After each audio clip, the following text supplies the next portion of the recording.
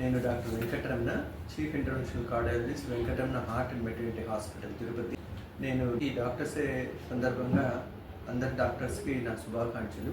అయితే నేను ఈ డాక్టర్స్ డే సందర్భంగా ఒక చిన్న విషయం చెప్పదలుచుకున్నాను. రీసెంట్గా కూడా పంజాబ్లో ఒక యంగ్ బాయ్ క్రికెట్ ఆడుతూ సడన్గా కొలాప్స్ అయి చనిపోవడం జరిగింది. సో ఇట్లాంటి సడన్ కార్డియాక్ డెత్స్ అనేది ఎందుకు వస్తుంది అనేది, usually pre existing heart problems ఉన్నప్పుడు, హార్ట్ కార్డియోమయోపతి, హార్ట్ ఫంక్షన్ తక్కువగా ఉన్నప్పుడు కూడా సడన్ కార్డియాక్ డెత్ రావడం అనేది జరుగుతుంది. కానీ యంగ్ బాయ్ ఆల్రెడీ క్రికెట్ ఆడుతున్నాడు అన్నప్పుడు అతనికి యూజువల్గా అంతకుముందు సిమ్టమ్స్ పెద్దగా ఉండకపోవచ్చు.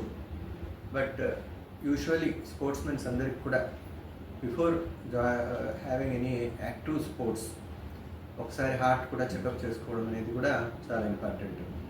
అలాగే అడాల్సెన్స్ ఏజ్ అలాగా వచ్చినప్పుడు కూడా జస్ట్ ఒక్కసారి కార్డియాక్ స్క్రీనింగ్, ఎందుకంటే కొన్ని జబ్బులు మనము స్క్రీన్ చేస్తే కానీ తెలియవు అనమాట.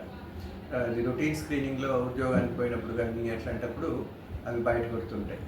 సో దానికంటే ముందరగా చిన్నపిల్లల్లో సడన్ కార్డియాక్ డెత్ అనేది ఒకసారి లాంగ్ క్యూటీ సిండ్రోమ్స్, బ్రోగడా సిండ్రోమ్స్ అని, ఎలక్ట్రికల్ నార్మాలిటీస్ ఉండి, అరైథ్మియాస్ ఉండి సడన్గా హార్ట్ అరెస్ట్ అయి చనిపోవడం అనేది జరుగుతూ ఉంటుంది.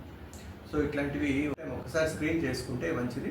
అలాగే మన ఫ్యామిలీలో ఎవరికైనా ఫస్ట్ డిగ్రీ రిలేటివ్స్ కానీ, సెకండ్ డిగ్రీ రిలేటివ్స్ కానీ ఇటువంటి హార్ట్ ప్రాబ్లంతో సడన్గా చనిపోవడం అనేది జరిగితే వెంటనే ఫ్యామిలీ మెంబర్స్ అందరూ కూడా ఒకసారి స్క్రీన్ చేసుకొని ఏదైనా ప్రాబ్లమ్స్ ఉన్నాయని చూసుకోవడం అనేది చాలా ఇంపార్టెంట్. Happy doctors day.